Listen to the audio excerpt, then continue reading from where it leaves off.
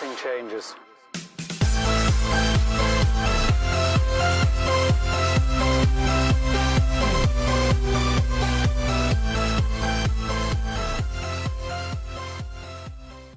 Hey, good afternoon everybody, and welcome into the RockstarFlipper YouTube channel. Another episode of 100 awesome items to sell on eBay, Amazon, and Poshmark, and this is going to be number 17 if I remember correctly. And we're going to talk about this little item that is in each and every one of our pockets, in our hands, at home, at work, at school, everywhere. Of course, I'm talking about a cell phone, smartphone, specifically iPhones. We can also juggle this over to Android phones because they do just as well in profit margins as iPhones do in most cases, depending on how you purchase them. So what I want to tell you is that iPhones and Android phones, smartphones in general, are probably the fastest selling item on eBay and up until recently on Amazon. So if you don't know, Amazon has banned all Apple products except for authorized retailers, resellers like a Best Buy or a Walmart. Somebody with a license can do it. There are some other companies on Amazon who have managed to figure out how to get approved. I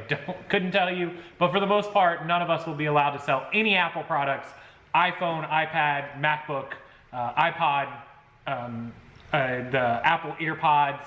Any of that kind of stuff is going to be, Apple Watch is going to be blocked from you, except you'll be able to sell Android phones on Amazon. It's still risky. I highly recommend selling all of your cell phones on eBay. Now, with that being said, there are a ton of things to cover when we discuss selling cell phones specifically. Now, there are other scenarios and variables when you're selling an Apple Watch or an iPod or EarPods or an iPad. Now, an iPad is going to be really similar to selling an iPhone. The exact same things you need to check for on a phone are what you need to check for on an iPad. I'm going to go over a few of those. I am not going to cover every single thing you have to check because there are just too many, but I'm going to try to cover as many as I can.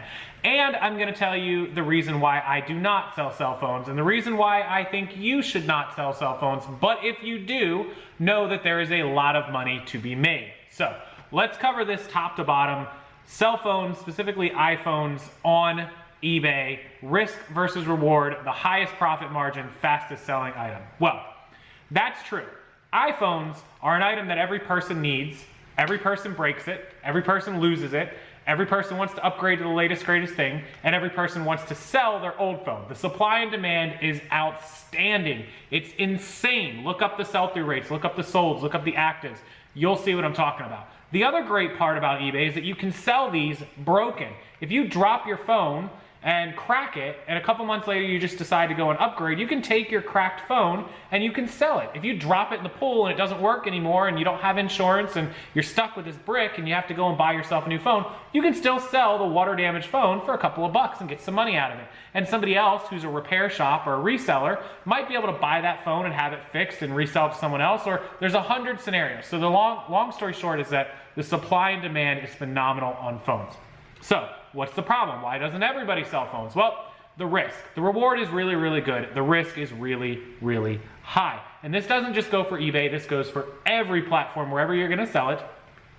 The #1 stolen item in the United States of America is smartphones. That means a large portion of the phones available on the secondary market, on Craigslist, on Facebook, on Mercari, on OfferUp, on LetGo, wherever it might be, there's a potential risk of the phone being stolen. That's bad. Obviously, we don't want to buy stolen merchandise. Now, there are ways to check for this. You can call your local sheriff department. You can have pawn shops run it. There are ways to check the serial number to see if it's been reported stolen. Now, that will help you if the phone has been reported stolen to Apple, or if they've reported it stolen to Verizon, you can call the carrier. There's a couple of different ways to check that. Now, let's say somebody goes to the gym and they leave their phone in their car for whatever reason. I don't know, they just leave it in a backpack in the car. Somebody smashes the window, takes the phone, and hurries up and sells it. Person's in the gym for 2 hours, they don't even know the phone is gone for the better part of 2 hours. Or maybe they left it in their car overnight and they don't know, it gets smashed out in the middle of the night, they don't know the phone is stolen for 8 hours or 10 hours. And that person that stole that phone, you put ads up on Craigslist that say, I want to buy phones. They call you up at 8 o'clock in the morning. The person that got their phone stolen is not awake yet. They don't know it's missing. They say, hey, Casey, I've got a phone for sale. I'll give you, $200 bucks. I'll sell it to you. You call it in and Verizon goes, yeah, there's no report of stolen, everything looks good, sell the phone. Bang, you buy the phone and now you're in possession of a stolen phone. High risk. Also, some people don't report phones stolen. They think they just lost them, and so they just have it turned off, switch the service to a new phone, and they go about their business. Now all of a sudden you have a phone that's been shut off for being lost. It wasn't reported stolen. You have phones that have unpaid bills on them, unpaid balances. It's very hard to tell because somebody may not pay the bill. They may pay the bill on June 1st and then not pay the bill on July 1st, and then you come and the cell phone company doesn't really pay attention for a little while, a week or 2 or 3 weeks, and you buy the phone on July 3rd or July 4th, and now you find out, a week or 2 later, you sell the phone on eBay and ship it off for a profit. Person gets it on eBay and can't activate it because it's financed and has an unpaid bill. You have to check all this stuff out. There's a ton of things that you have to check out as far as the lost and stolen, as far as the unpaid bill, the finance, the blacklisted. It's all things you have to check out. And what we refer to that is the ESN, is the electronic serial number, or it's sometimes called the IMEI, which is the identification number. ESN, IMEI. You have to check those out to make sure they are clear to activate. No loss, no stolen, no finance, no blacklisted, all of that. And even checking it, some reps don't know how to check it properly and they screw up and give you the wrong information, or it doesn't show up as financed or fraudulent for weeks later. You get screwed. So there is a risk to buying used phones. You have to be very careful with what you do. You get an identification from the person, you have them fill out a bill of sale with the serial number, the amount paid, the way to pay, you have them sign it, you take a copy of or a photograph of their license, front and back, make sure it's a real license, check for that seal. You have to protect yourself 1,000 ways if you're gonna buy phones. Now, let's assume that you're buying the phone from somebody reputable, the phone's all good to go, you've checked it all out. Now, we have to make sure the phone is in perfectly working condition, or the iPad. So how do we do that? Well, the first thing you have to do is power it on. Make sure it powers on, obviously. Plug it in and make sure it charges. If it has a headphone jack, you're gonna wanna keep a pair of headphones with you that you can plug into it, and you can play something that has sound so you can make sure that the sound is working, the speakers and the headphone jack are all working. Also, if you can, try to play something through on speakerphone, make a call, or play a YouTube video and turn the volume up and make sure the external speakers outside of the headphone are also working. Finally, you want to hook it up to Wi-Fi. Make sure it connects to the internet. Make sure the internet plays. Have a hotspot on your phone that you can hook it up to. Meet somebody at McDonald's or Starbucks. You should be meeting in public anyways. The police station's even better.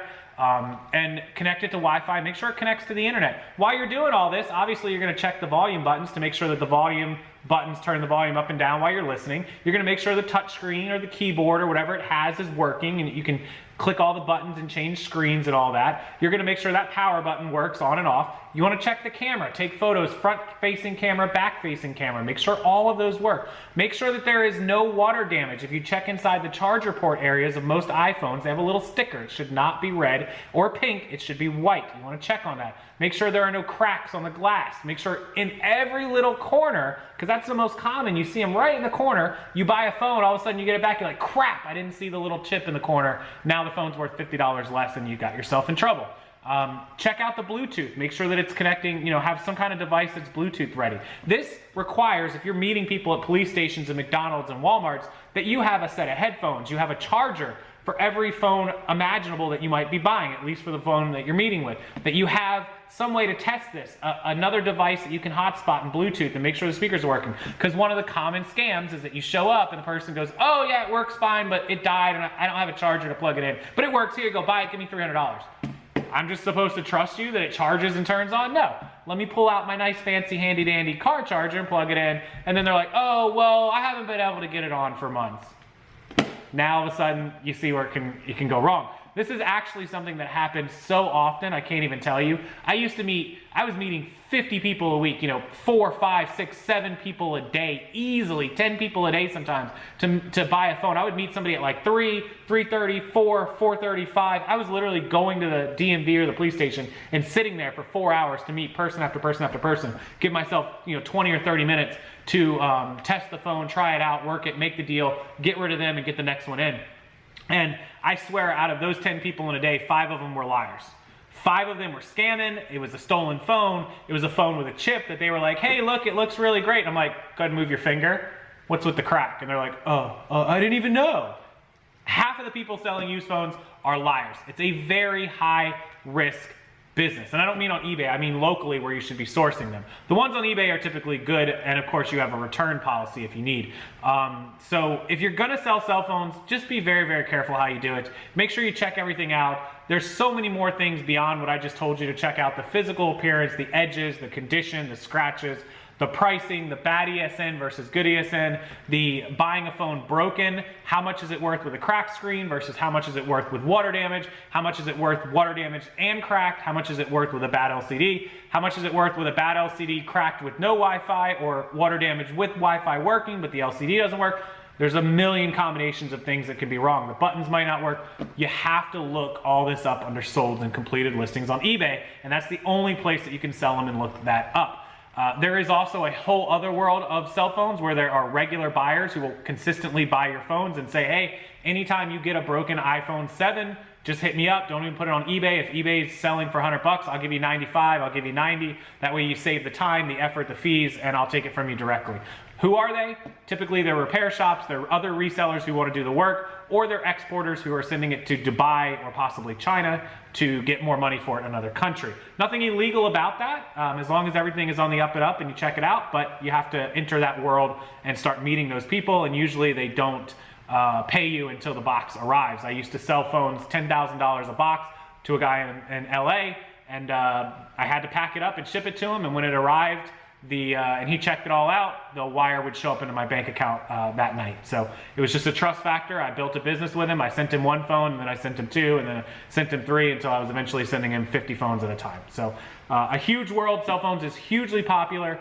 If you're a beginner, definitely don't go into the world. If you're advanced and you're expert, make sure you do your research, do your due diligence, cover your butt, do everything that you would do on the worst case scenario. Assume everyone locally is lying to you, and you can hopefully make some money off of phones. All right, so that is number 17, best items to sell on eBay. High risk, high reward, guys. I hope it works out for you, but don't blame me if it doesn't, because I've given you your fair warning. Thanks guys so much for watching. As always, down in the description box is everything you'll need, links, important links, and the entire bundle of 700 bolos. It is 11 guides, sourcing guides. They will teach you how to buy and sell electronics, clothing, shoes, accessories. Everything you can think of is in that. Any one item on the list will help you pay for that entire list, and you will thank me later. Use that link, it's right down below. I'll see you guys next time. Have a wonderful night, and see you in number 18.